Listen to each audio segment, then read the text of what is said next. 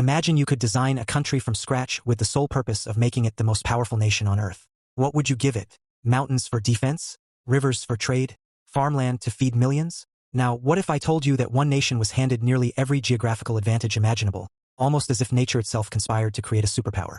Welcome to Know America. Today, we're diving into why the United States didn't just become powerful through policy or innovation alone, but because the land itself was destined for dominance. Before we explore America's geographical gifts, we need to understand something crucial about world history. For thousands of years, geography determined everything. The rise and fall of empires, the wealth of nations, the outcomes of wars, all of it came down to the land.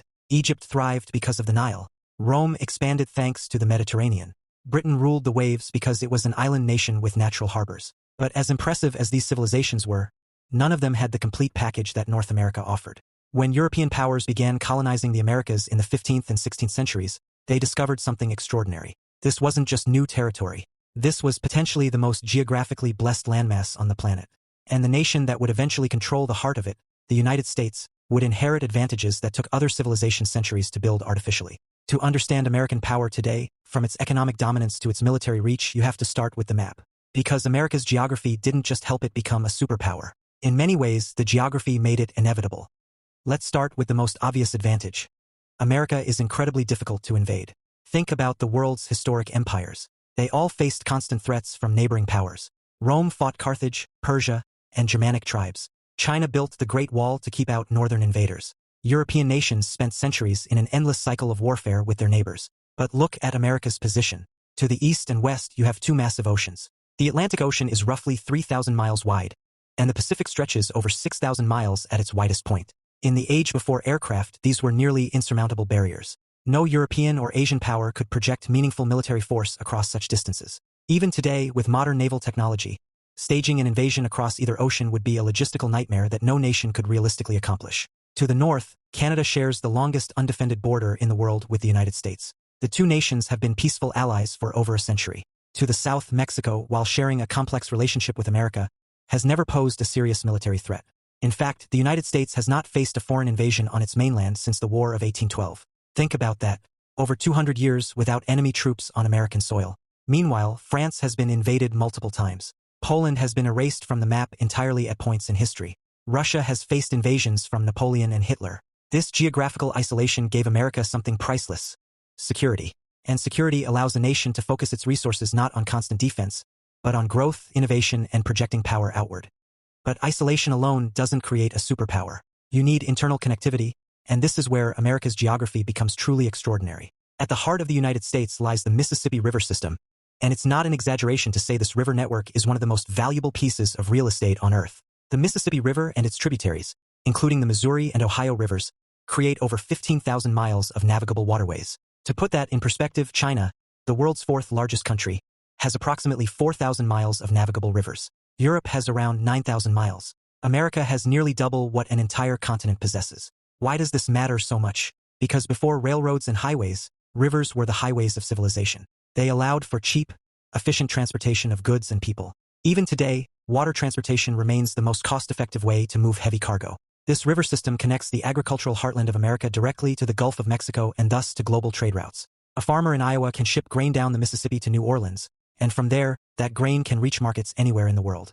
In the 19th century, this system turned America's interior into an economic powerhouse. Cities like St. Louis, Memphis, and New Orleans exploded in importance because they sat on these watery trade routes. The Mississippi Valley became, and remains, one of the most productive agricultural regions on the planet. But the rivers did more than just move crops. They unified the nation. They allowed different regions to trade with each other easily, creating economic interdependence that helped hold the country together, even during times of political tension. Now let's talk about what those rivers were transporting: food. The United States sits on approximately 400 million acres of prime farmland. This is land with the ideal combination of flat terrain, rich soil, adequate rainfall, and temperate climate. The Great Plains, stretching from Canada to Texas, feature some of the deepest, most fertile topsoil found anywhere on Earth. This soil was created over thousands of years by glaciers grinding rock into nutrients and prairie grasses building organic matter. The result of this geographical gift is staggering agricultural output. The United States is the world's largest producer of corn, growing over 15 billion bushels annually. It's the second largest producer of soybeans. It ranks in the top 5 globally for wheat, cotton, and dozens of other crops. America produces so much food that it exports more than $140 billion worth of agricultural products every year. Food security might not sound as exciting as military might, but it's arguably more fundamental to power. A nation that can feed itself is a nation that can never be starved into submission. A nation that produces surplus food has a commodity the world will always need, giving it economic leverage. Throughout history, famines have toppled governments and ended empires. America's geography made such concerns virtually irrelevant.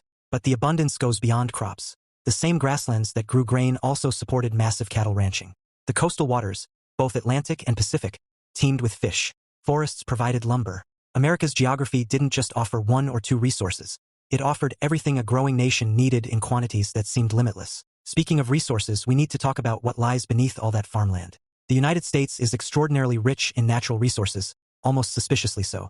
When the Industrial Revolution arrived in the 19th century, it ran on three things: coal, iron, and oil. America had all three in vast quantities. The Appalachian region contained some of the world's largest coal deposits. Pennsylvania and the Great Lakes region held enormous reserves of iron ore. And then came the oil discoveries. Texas, Oklahoma, California, and later Alaska revealed petroleum reserves that would fuel not just America's economy, but the entire world's for decades. Even today, the United States is one of the top oil producers globally, recently becoming a net exporter of petroleum for the first time in generations. Beyond fossil fuels, America's geology gifted it with copper, silver, gold, uranium, and rare earth elements. These resources meant that as America industrialized, it didn't need to rely on imports from potentially hostile foreign powers. It could build its factories, railways, and eventually its military machine using domestically sourced materials. This self-sufficiency became crucial during both world wars, when America's ability to outproduce its enemies proved decisive. While European nations were bombing each other's factories and disrupting supply lines, American industry, protected by those oceans we discussed, operated at full capacity, churning out weapons, vehicles, and supplies that tipped the balance of both conflicts. Now let's connect America's internal advantages to global power through its coastlines. The United States has over 12,000 miles of coastline, featuring numerous natural deepwater ports on both the Atlantic and Pacific Oceans. This is geography on expert mode. On the East Coast, ports like New York, Boston, and Baltimore provided easy access to European markets and became the gateways through which American goods flowed to the Old World. On the West Coast, San Francisco, Los Angeles, and Seattle opened trade routes to Asia and became increasingly important as Asian economies grew throughout the 20th century. The Gulf Coast, particularly around New Orleans and Houston, connected inland America to both the Caribbean and beyond.